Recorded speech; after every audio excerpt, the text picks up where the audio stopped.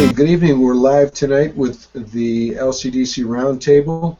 I have with me tonight, first off, my name is Ethan Miller. I'm the Operations Manager at the Language and Cognitive Development Center in Newton. I'm going to be talking about the Miller Method process. And tonight on the panel, I have Dr. Stephen Shore, Ms. Sue Henry, and Ms. Kathleen Tarani, our distinguished panelists.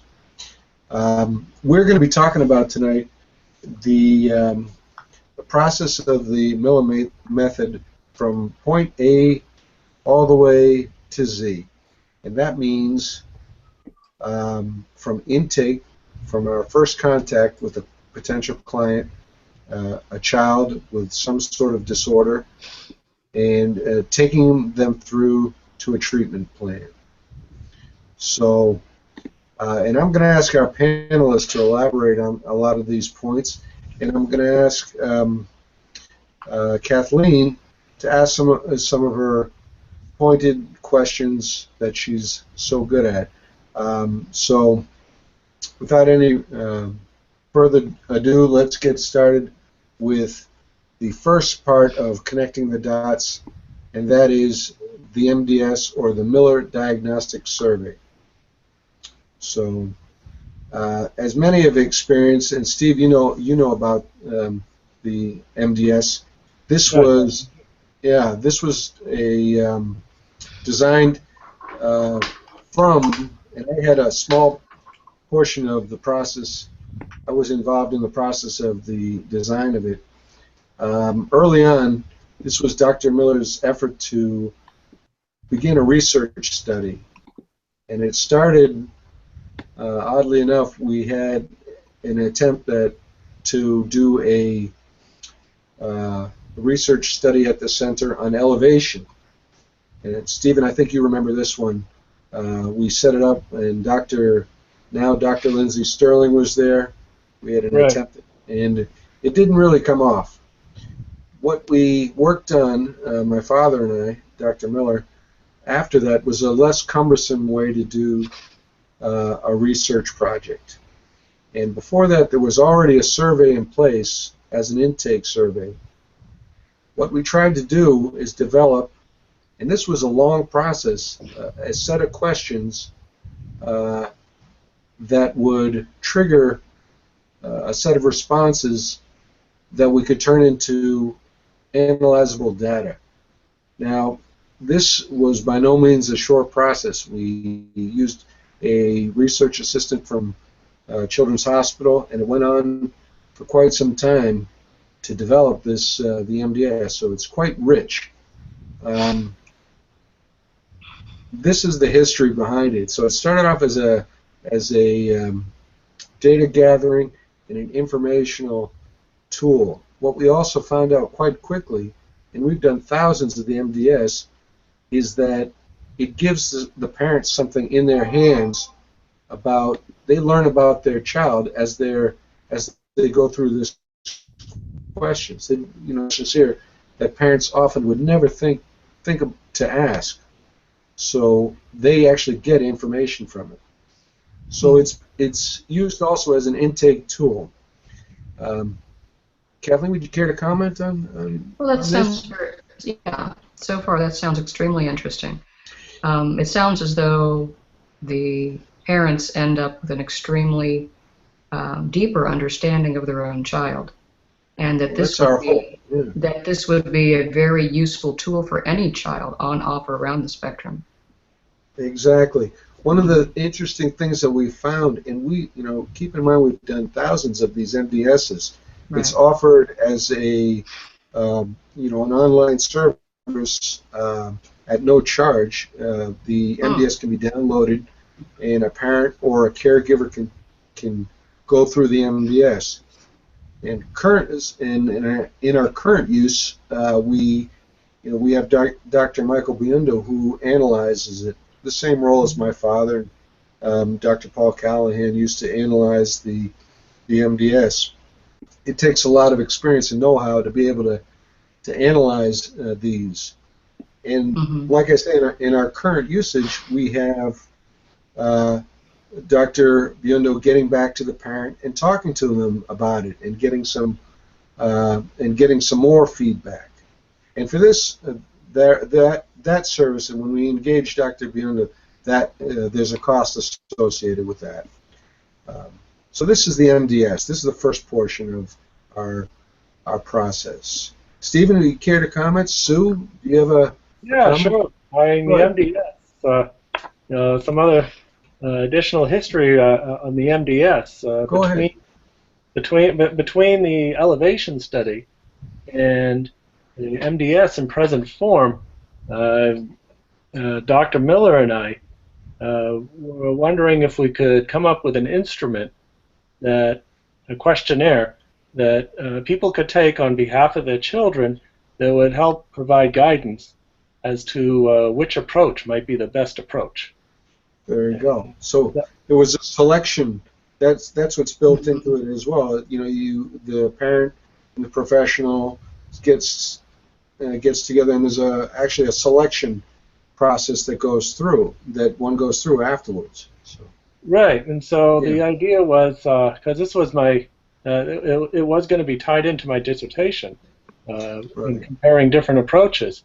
We rapidly found that there was no instrument that could be created, at least within the time frame of having to develop a dissertation, that could reliably say this kid's a Miller kid and this other kid's an ABA kid and this kid's a Teach kid and so on. Right. So when we realized that, then their father began to focus on using it as a diagnostic and tool, more as a tool for developing interventions. Right. That's the present state with its 107 questions. And like you, he and I worked quite a bit in developing the questions and the sections, and had done a lot of work. And this is where it is today.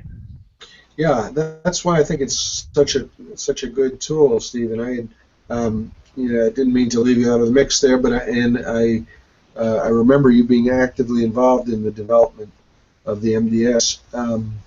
One of the things that I want to stress now is a lot of the information that we got from the MDS is out there, and it's in a study.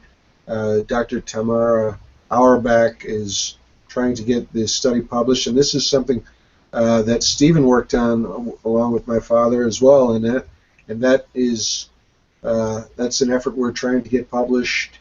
And Steve, you know exactly what I'm talking about, correct? Yeah, I do. Yeah. We did quite a bit of work on that one. Yeah. Sue, don't want to leave you out. Do you have recollection of the MDS or any of that use, or was that? It was part of my intake protocol with the children that I was working with. Great. So what was your impressions? I mean, it was, I thought, a really good, thorough baselining tool, and it was often useful and interesting to look back some months later and see obvious changes, positive changes. So it was a good read, I think, on the child, and sometimes you'd get some very good hints about what direction you'd like to try, or what would seem reasonable.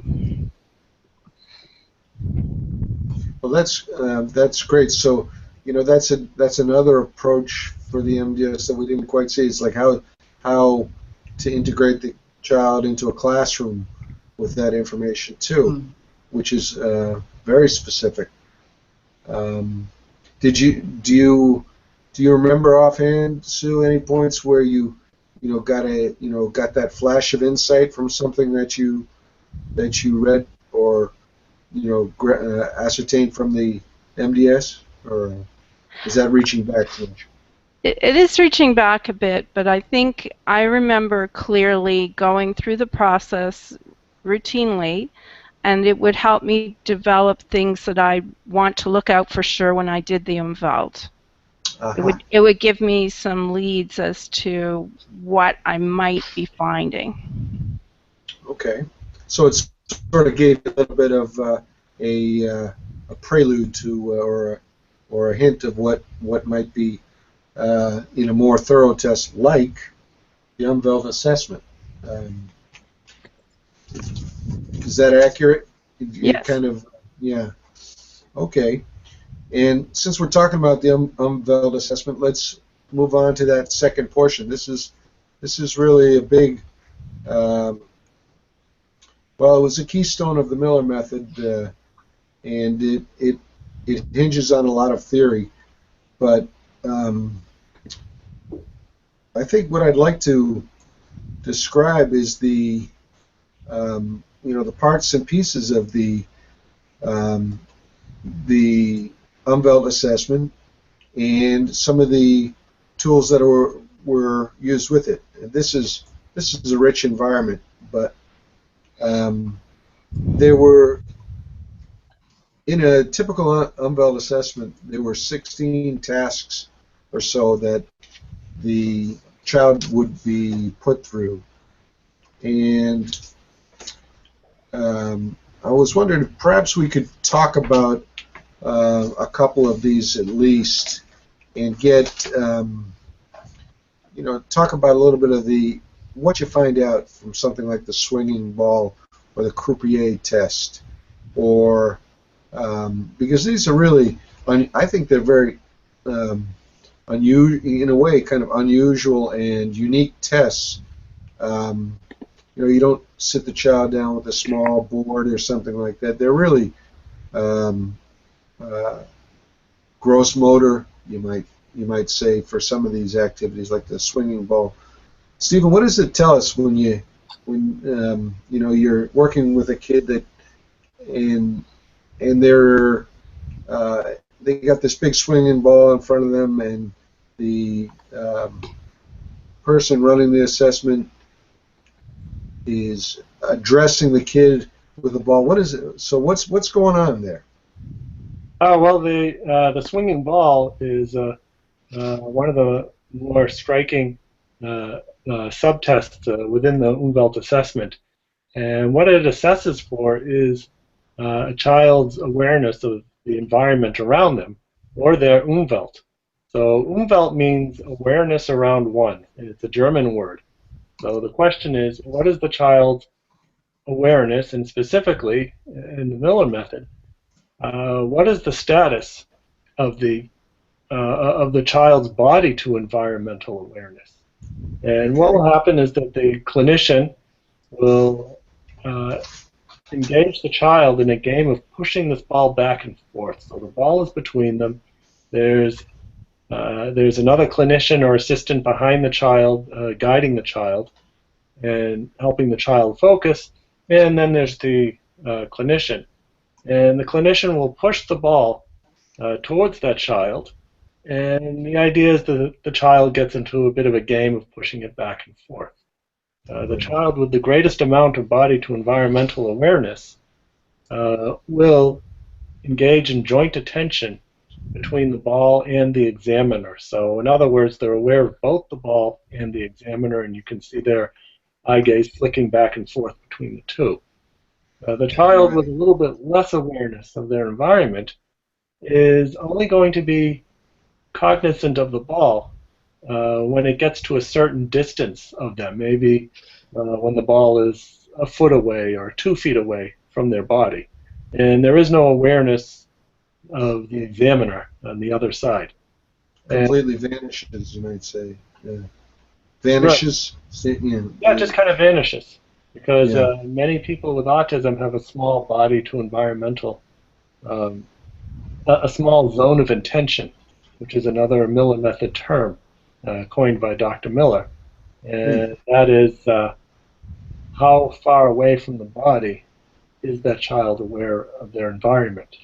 So yes, you're right, the ball kind of vanishes when it gets to a distance. Okay. And then the child who has the least amount of awareness, this is the child who's not aware of the ball until it hits them, and they still might not be aware of the ball. And this is a more extreme case.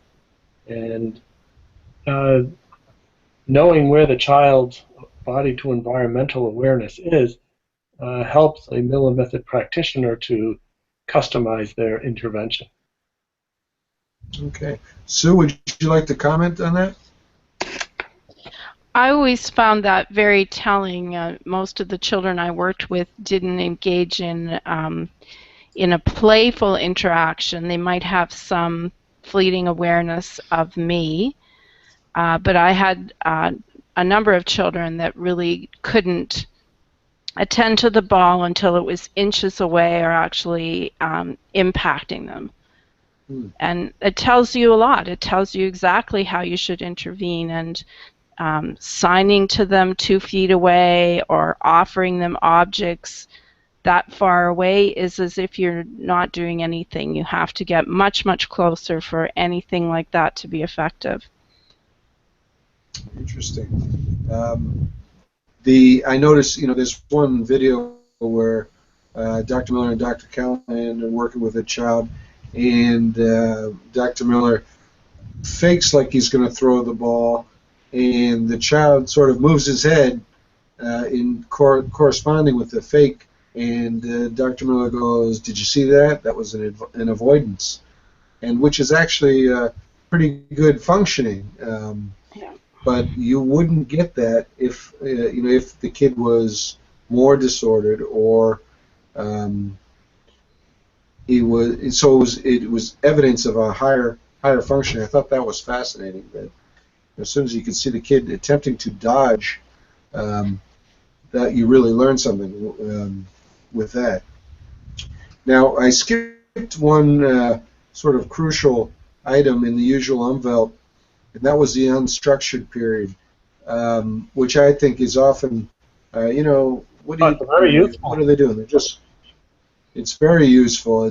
But what are they doing? I mean, the kid has just entered in the room, and the evaluator sits down and maybe says a word or two to the parent. But what's going on there? I mean, in this space, what are you looking for when you see a child for the first time and it's unstructured period? Well, it's at this point where the examiner, while talking to the parent, is also observing the child, and very likely there'll also be an assistant who's also observing the child. And depending upon what the child does, maybe the child engages with various objects, maybe for just a little while, maybe in a perseverative sense, Right. or maybe, and in that case, it might suggest that the child may be predominantly closed system or over-involved in routines. There's also the type of child who it might seem like they have a little motor running around, motor in them, and they're running around and sort of attending to all kinds of objects within their sight and not really engaging with any of them. So kind of orienting to them and then flitting off to the next one, and that tells you something else. So this is just a couple of things that the clinician will look for in this unstructured period. And also, I assume they will be looking at behavior that typically developing child, like maybe climbing or ducking under, and oh sure, yeah. They'll be looking for typical behavior, which or searching out an object to play with, something like that, or maybe just looking back to mother or father, or trying to take control of their free time, you might say. But yeah, no, I see exactly what you mean. Sue, did you use that technique too, the unstructured period at all? Yes, definitely. And I noticed often it would give you a little insight into family dynamics as well. If both parents attended, which way the child would engage with the parent or not engage with either. It was just a quick read on how things were going. Well, that's a great observation. Yeah, thank you. All right, so let's do a couple more of these. We're probably not going to. Ethan, if you don't mind my jumping in really quick, it kind of sounds like they're talking about therapy of presence. of being in a present moment. Yeah. How would you categorize that a little more in depth, Kathleen? When you say presence? Well, I'm listening to Stephen and to Susan describing these activities, and it seems as though everything is geared toward focusing the attention out of wherever. A lot of our children, I think, are very intuitive, and they're in a different place, so to speak. They're in a different, almost, I don't know how else to say that, different place. And they're being brought back into the present moment, in the here and now, in this physical reality. And it seems like everything is geared towards drawing these children back into the here and now. It's like very targeted to do that, is what I'm hearing. Yes. Yeah. The equipment, the elevated equipment, I remember I had one very well-spoken mother, an English major, who told me later what she thought of this Umwelt assessment, and she wasn't all that flattering. She thought that I had the child walking across the primary board, and in her opinion, the child could already readily walk from point A to point B, and what was I doing with her son to do this? And some year later, when her child was doing much, much better and communicating and giving us eye contact and signing multi-word utterances, he was deaf. Then she said, "Oh, I saw that we had to, maneuver him in space and bring him into, a shared reality and not this interior space that he had." And she just expressed it so well. She wrote it at one point, and I'll never forget, because as a clinician, you have your own viewpoint of what you're doing and why and what's happening, but the parent's journey is another entirely. And we haven't even considered what the child is taking from this. Yeah, that's a great point. People sometimes come in equipped with the parents come in equipped with a certain set of tools, and they have to learn what's going on too. It's not just for the they have to be included in the process of learning and being able to work aspects of the theory. So it's I guess you're asking the parent to come along on the ride too, in a way. But one of the fascinating things that I saw is that when the families are really good about it, you have children who become interested in, or siblings who become interested in psychotherapy, or they become interested in neurological issues. It's really profound. The whole family becomes part of this child's development process. And that's important. That's important in another concept of high demand, high support, which both my father and mother were proponents of. You have to ask a lot of these kids, and with these disorders, it's not you can't treat them passively. I'd like to mention a couple of other things about the Umwelt assessment. First off, there's 16 tasks, and they're all quite profound in what you get when you kind of information you get. But I'd like to make note that we have several hundred of these taped sessions of Umwelt assessments, and in our database, which we're developing. And these are going to be available or certain ones will be available to professionals who are going to go on and study the Miller method. So it's not like it's going to be just in people's memory how well the Umwelt worked. Other professionals will have an opportunity to see what is grabbed right off the bat.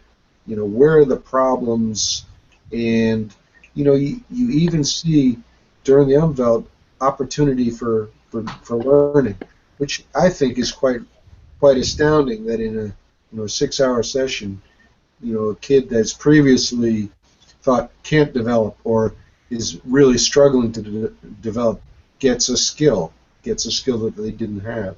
So it's so we have that information.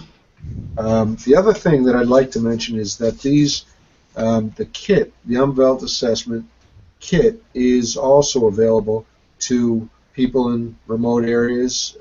We produce and sell those kits, and that's tape of and workbooks for the Umwelt assessment. So, what do you think, Stephen? Is there any other, or Sue? Is there any other parts of the Umwelt assessment we could focus on for about 5 minutes before we move along? Well, there's so much in the Umwelt assessment. I think the last test is also the last subtest is also very interesting. Go ahead. And that's when the parent says bye to the child. Says bye-bye and waves and walks out the door. This is called the parent separation, correct? That's right. And it's very interesting because you look at what reaction the child has. Do they seem to miss the parent? Are they aware that the parent has left? Do they go over to the door and try to open it? How strong a reaction is there that results from the parent leaving? Yeah. And this gives a lot of information about the child's ability to, or I should say, awareness of other people, others, and who's important. Who's important to them. Let me set this up a little bit. In the test, the examiner sort of fakes it and says, bye-bye, bye-bye, going away, bye-bye, and you're staying, and maybe someone else holds the child's hand while the parent goes out the door, shuts the door behind them. Right.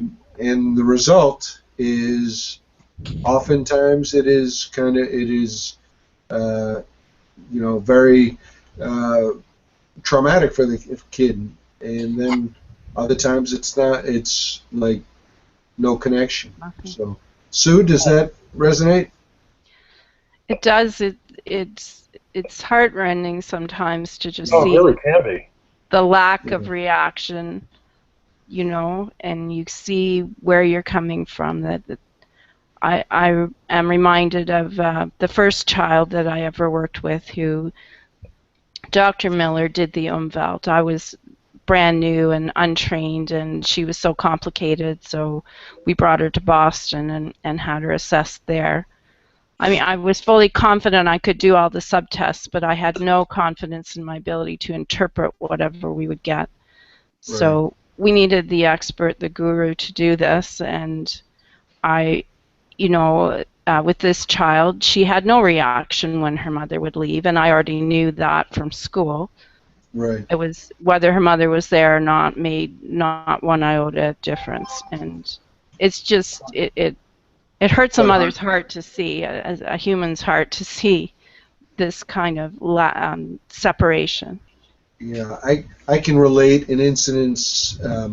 I believe I've got it correctly in my memory, where a parent thought, was talking that, oh yeah, remember, is aware of mother, is aware of father, and all this, and then they run the test, and it actually, the result of the test is there's actually, very negligible connection, and that's really hard to see. But that is in effect, where you're starting from. It's the beginning of truth, isn't it? If you're deluding yourself that there's more, then you're not treating the child in the way that is necessary. You're not addressing the issue. And I think that's important as well, because parents being so close to the things, you think you see something, and or it's you not want there. to see, you desperately want to see. Yeah. You feel it, and you need your child to feel it. I can tell you, it's very tough to see, parents coming in with a lot of. It's tough to see, but it's when parents are coming with their children, there is a lot of need and desperate. There's some desperation too. In the early days of the program, there wasn't a lot of options for kids in this. Autism is really on the radar now, but in the early 70s, there wasn't a lot of different options. So they really used to appeal to my father and mother for information, and sometimes that information that they got was very hard to hear. Kathleen, does anything come up that you'd like to comment on? Not really, other than it sounds as though what the Miller method offers as an outsider, but as a former educator looking in, is that you have devised a very targeted, very strategic plan of gathering information in an incredibly systematic manner that would help parents regardless of how long or how in-depth they need to even go with the Miller method. Yes, that's exactly true. I mean, we, at the LCDC, we would see clients for the Umveld assessment, and we'd see them for the next stage in this outline, the parent-child training, and they'd be in for the parent-child training and hope to get something from it, and then they might decide to go else. They'd go elsewhere, which is often the case. The parents were bringing the child from a distance, so there's no way they're gonna, some parents did relocate to Boston for summer or for year-round, but that wasn't a possibility. If a parent works in Washington State but wants to get evaluated in the Miller method, they would have had to come to Boston, and then they'd have to go back, but they would get some tools, and that happened.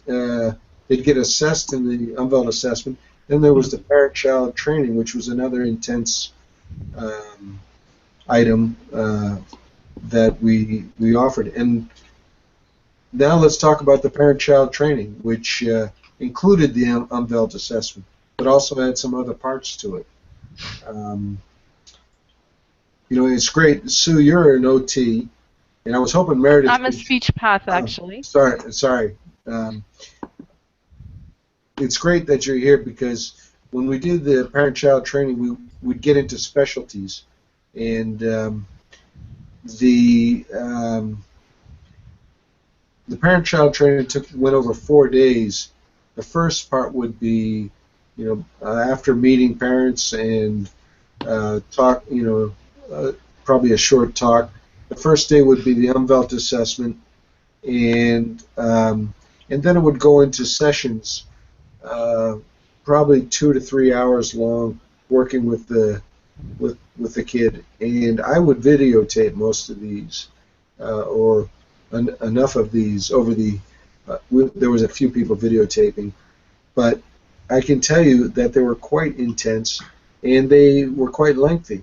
You might work with a kid for 5-6 hours, with a break in between, or 2 short breaks, and they would do it's kind of after the first day of Umveld assessment, it would be an intense session with one teacher,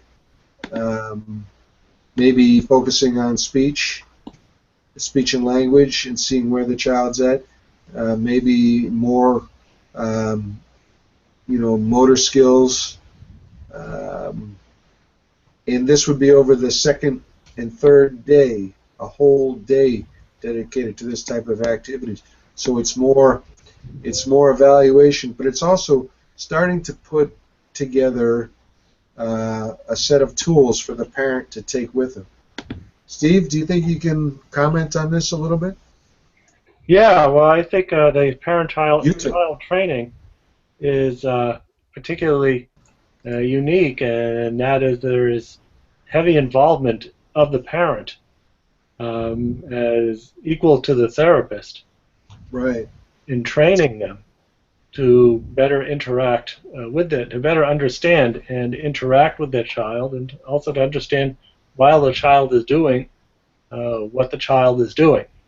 And this intensive work with the parent is very helpful to the child because the parents spend more time with their children than anybody else. Right, and these are, like I was saying, you're giving them a set of tools that they can take home. They can sort of bring to the child's other, classroom or work with their other therapists. Oftentimes, parents would bring a nanny or a experience, but there were nobody was left out of the out of the mix. If it was going to be mother who was going to be there, she was at one corner of the elevated square to be working with the kids with the kid with all the signs and everything involved. There were no bit parts in this No. show, you might say. Right. Sue? It had that feeling of a show, of a performance, of the possibility of great success or disaster sort of at any moment. It was just that sort of compelling presence in real time. I remember when I did training in Boston a couple of summers with Dr. Miller, not the complete summer, but we did 3 parent-child trainings all in 1 week. Right. And I was staying in a hotel, and I can recollect, almost crawling back to my hotel room and falling face down on the bed after having completed a day of child-parent training. I looked at all the teachers at LCDC who are thin as rakes and ran everywhere. It's hard work, but it was fascinating to actually have Dr. Miller, like we worked through the child-parent training and the Umvelts, 3 Umvelts on Monday, and then 3 children running Tuesday, Wednesday, Thursday, Friday, and 3 final conferences the Friday. Unbelievable. So, yeah. Oh, yeah, I mean, it's definitely and I'd never really worked directly with Dr. Miller, so I didn't know to bring extra note paper and other things that would have been helpful, and didn't know where to find the bottles to fill them and all of this sort of thing for pouring water, and just sort of scrambling all week.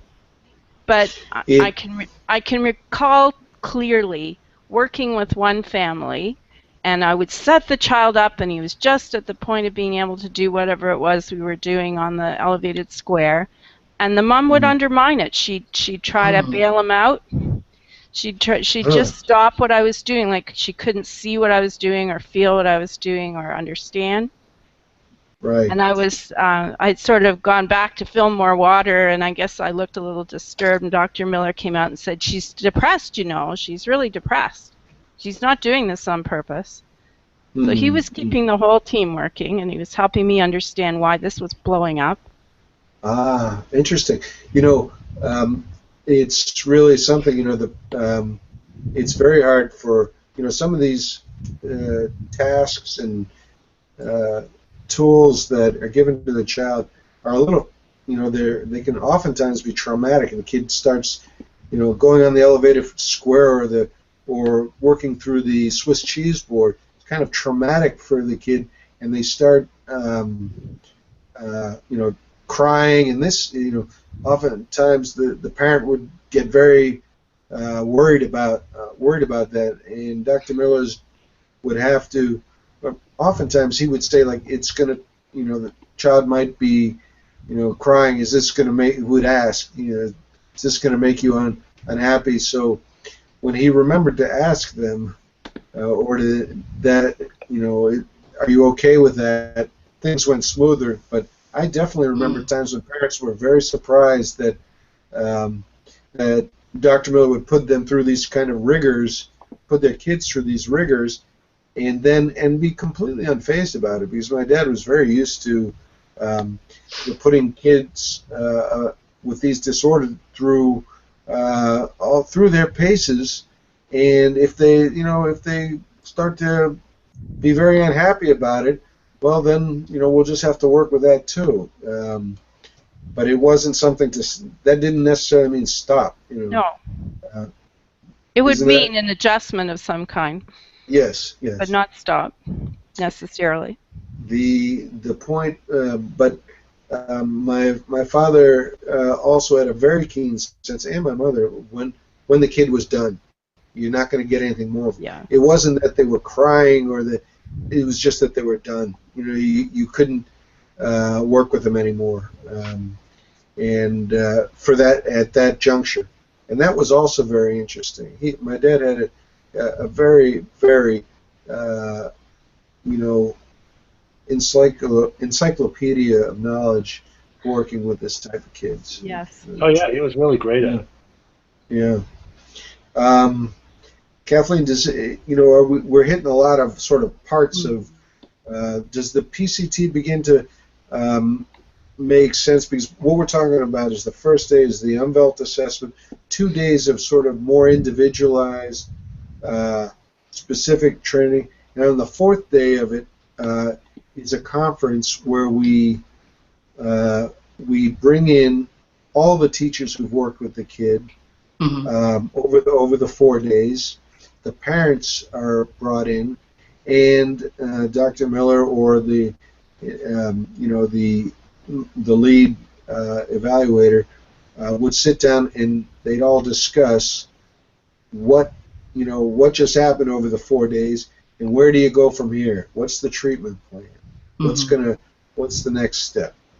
And I tell you, those sessions were often the most revealing, because when you have all these people have gathered this information and they have their notes, and you have to transfer this to the parent, and the parent's just seeing a ton of stuff too, so they have to draw information out of it. So it's a good 2-3 hour session of just conference, talking about, while it's fresh in everyone's mind, about what they learned. And this is the parent-child training. Go ahead. Right. I'm really impressed that it sounds like such a fluid, collaborative effort in the collection and the understanding of this. And it seems to require a certain amount of intuitive interaction on behalf of the technicians, the therapists. Is that correct, Susan? Yes. Yeah, you're definitely right. It requires intuition of the child and also a good grounding on the theory and philosophy of the Miller method. Yeah. Right. There's also some to add briefly to that. There also has to be pretty good communication between the therapists. Helps if they've worked together before, but like Stephen just said, from grounding in the Miller method gives the common thread through it. But I know that Sue talks about visiting the LCDC to do these things.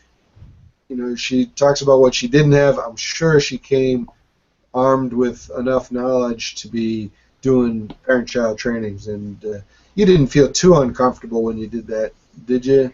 Oh, Sue? I didn't mean that. It was just I was new. I didn't know the school. I had spoken to Dr. Miller, but I didn't know him.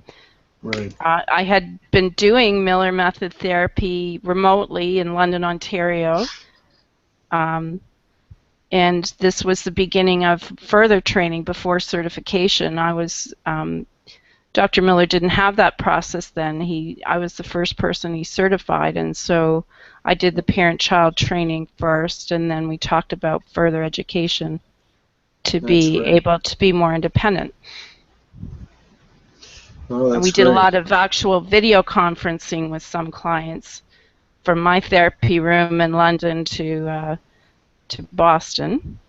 And that worked out pretty well too, didn't it? It did. It was always reassuring to have Dr. Miller watching, and I remember involving my daughter, getting all the equipment set up and running cameras and mics and the rest of it. So it was I think a wonderful opportunity for some of the children to get an experience similar to what they might have had in Boston, just mediated through me, without having to travel and live there. Yeah, I think the VCO allowed a lot of people to get experience in the Miller method and serve these type of kids that wouldn't have gotten any serving any service of this type. My father couldn't be in all places at once, but he was doing dozens of video conferencing instead of traveling. And the video conference went out to Bahrain. It was, in Canada, all across the country, and other countries as well. So. This is before it was widely in practice, too. I remember my mentor from the University of Western Ontario, I had her come out to one of these VCOs, and she just commented to me, well, the whole tech department of our university can't make video conferencing run. How come you can? Right. It was just kind of amusing. Yeah. So, one high school student, one therapist, and a manual, we made VCO happen technically. Not bad, not bad. The now it's much more commonplace, but you have to have like these Google Hangouts don't have the same level of security, so you can't use Google Hangout for video conferencing. We can talk about it, but we can't for medical privacy issues. We can't use this particular tool at this stage of the game. The video conferencing was quite exclusive in that nature. So yeah, it sure was. Yeah, but and we still offer that.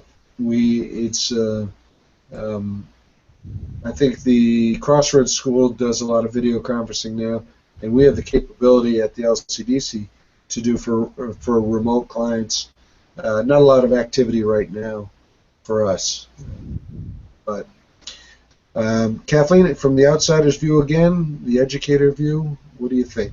Do you have any questions? Overall, or as pertains to the unveiled assessment and the video collection? PCT, how we begin to plan treatment, I guess, is the. Oh, it seems like it's extremely thorough. Yeah. How do parents and people interested in finding out more, how do they go about getting in contact and taking that first step? Well, the first step for a lot of parents would be to go to them. We're upgrading our website, but our current website is www.millermethod.org.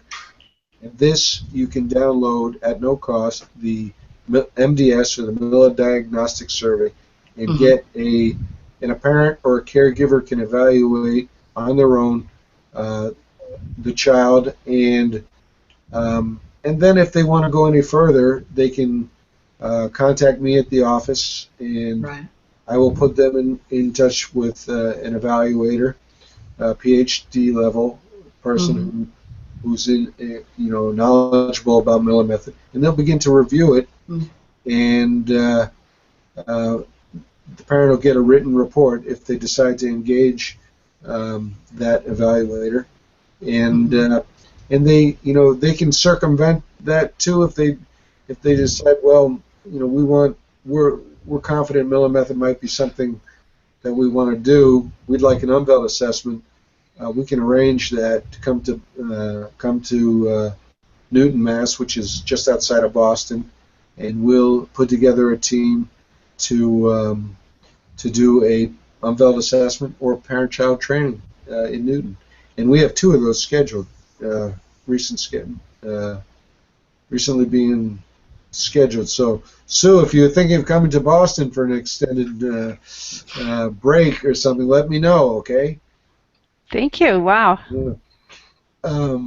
But yeah, so that's how it happens in the current practices. It was a little different back in the day, but we. I encourage any parent who's got questions about their child to take the MDS for their. I mean, it's just the parents are searching for so many answers, and there's a lot of treatments. Some may be right for for their child. Maybe they're going to get a great therapist that's going to do wonders for them right in their backyard there. But I tell you, the MDS is a great tool. It's a very thoroughly developed tool to get information into your hands that you might not otherwise get. And I just strongly recommend it for any parent who is seeking to get the best stuff for their kid. It sounds like a wonderful opportunity. Yeah, we think so. Yeah, it really is, and it's this is a great transition to us talking about some of the treatment plans. Go ahead, Stephen. I was just going to get into that, but the MDS, in some ways, you might consider as the key that opens the door to determining what might be needed by that child for support in terms of one-on-one therapies, determining what the goals are for that child by the team who is going to be supporting that individual, and Language and Cognitive Development Center, language, that's the first word in the center. And there are a number of strategies that Miller Method practitioners have in terms of developing language, such as with the symbol accentuation program, which really addresses the issue of words not looking like their reference. Words do not look like what they mean. And for children on the autism spectrum, or people on the autism spectrum with limited verbal ability, and may have a hard time just accepting words as symbols for actual objects, having these objects morph into the word and then back into the object, such as a picture of a cat turning into the word cat and then back again. This can be very helpful for the child who's just beginning to learn how to read. Yeah, that's great. It's a great point. As part of a treatment plan, and for clients that are way far away, we do. You talked about the symbol accentuation program. That's something we offer to clients who are at a distance, and they can work with that at home. It's one of the kits or products we sell. But what's important to note, I think, is that the Miller Method was developed for speech and language, for body skills, and for people, objects and people relations. It's a package. It's not one part of a. You see a disordered kid. Oh, we'll try to find out what the child needs. The assessment is thorough. The tools that have been developed are also sophisticated enough to hit areas that in need, and that's how the treatment plan gets developed. Sue, do you have? Yeah, I was going to say I used to do another very detailed developmental assessment. I was working a lot with deaf children, and we had limited access to a psychologist in the school. So I needed to be able to track what was happening independently as much as I could. And I started to look at 3 strands of development that were most susceptible to change using Miller Method therapy. So we found there were changes in social emotional development, in language, whether that was spoken or signed or other forms of language, and in cognition. So those were the 3 main things that tended to improve with treatment. And these were broken down into sort of parts, or did you work on everything in a kind of holistic sense? Oh, it was all blended together, but when you parsed it out, when you said, well, do they have object conservation? Do they are they smiling and laughing? Are they bringing an object to the parent? Those sorts of really observable things that you can document, those would go into those sorts of strands. So into social emotional development, into language, and into cognitive, sensory motor, and beyond development. Kathleen, do you have any questions about the process that we're trying to show to everybody? No, I don't think so. I don't think so. I think it sounds very straightforward. Okay. I think that it sounds as though you're offering on the first step is just a very full-scale evaluation that your child probably or definitely hasn't had, and that is an incredibly positive step. And then after that, it seems as though a team comes together, and there's a very dynamic process of, forgive my non-professional term, sort of reality therapy that brings a child into a place where his receptive and expressive language can really be tapped into. And it sounds like a very unique process.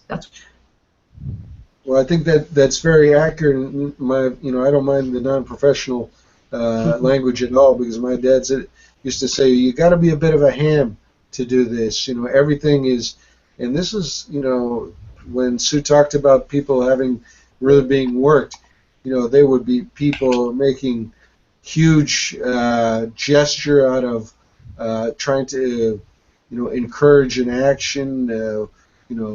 When someone was telling the child to come towards them, it was a large action, using the sign and speaking in a loud, determined voice, come, and there'd be a similar reaction. Where if someone was around the child making the sign, helping to make the sign and teaching the gesture, there would be a huge reaction from other participants. They would come forward very, aggressively and in a kind of exaggerated fashion, which would often get the kid giggling that he's getting this huge response, but it got the point across. You have to really press the point. This is how you exaggerate in order to get the message across to one of these kids. So, Stephen, Sue, any further comments? I think we touched on everything in a kind of overview fashion. Yeah, we did. Some things that just come to mind, which are also unique to the Miller method, include D and F, body motor skills, and occupational therapy. Occupational therapists love the Miller method because there's a lot of focus on both, about body to environmental awareness. Right. And that's the Miller method is best at explicitly describing and addressing those issues, where you have people on the autism spectrum having difficulties with proprioception, and in extreme, which in mild cases results in someone perhaps being clumsy or like a bull in a china shop, or not knowing their own strength. But for people on the autism spectrum, it can be so significant that they might not even know where their body ends and where the back of the chair begins. Interesting, yeah. Sue, is that something you want to comment on? Or? I would make friends with any occupational therapist that I could. There would be some coming through the school, and I would invite them on their lunch or break or whatever. Not all my children were being actively treated, and so I got some of my toys weighted with metal, and we sewed weighted vests, and we did all sorts of things to, and I read OT books or borrowed things. OT is an incredibly important part of this type of work. So I cross-trained as much as I could on the job about it. Got it. Steve, that's nice, Sue. Thank you. Any last point on the treatment plan? Stephen, you mentioned something. Oh yeah, sure. I mean, the idea of transitioning in interactions from objects to people. Objects are easier for people on the autism spectrum to interact with because they're so much more predictable. People have this weird things called emotions, which make them relatively unpredictable for people on the autism spectrum.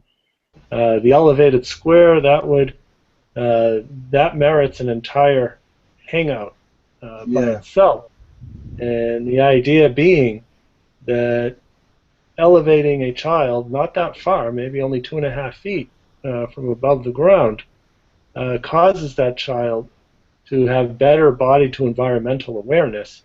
And the reason why that works is that think about walking on a balance beam 2.5 feet above the ground. You're really going to pay attention to where your feet are.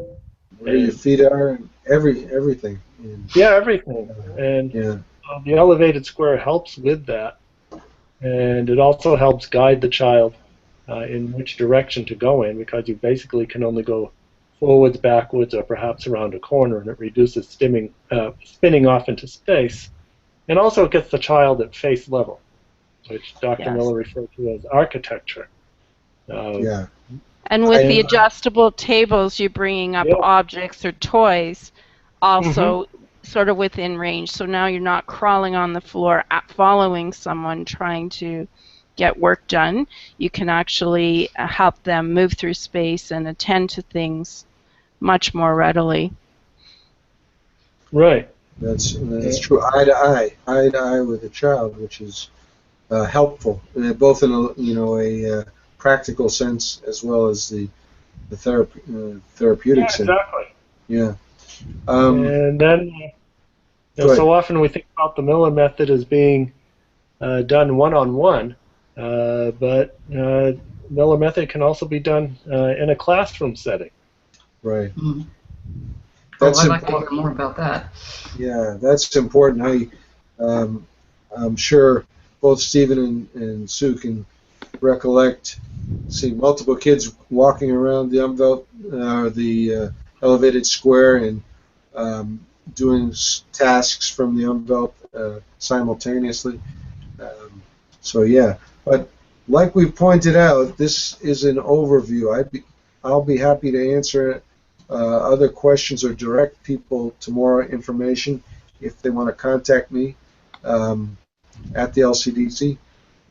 My email is emiller115@gmail.com. That's the most common one, and I'll be happy to direct anyone to more information about the Miller method if I can't answer it myself.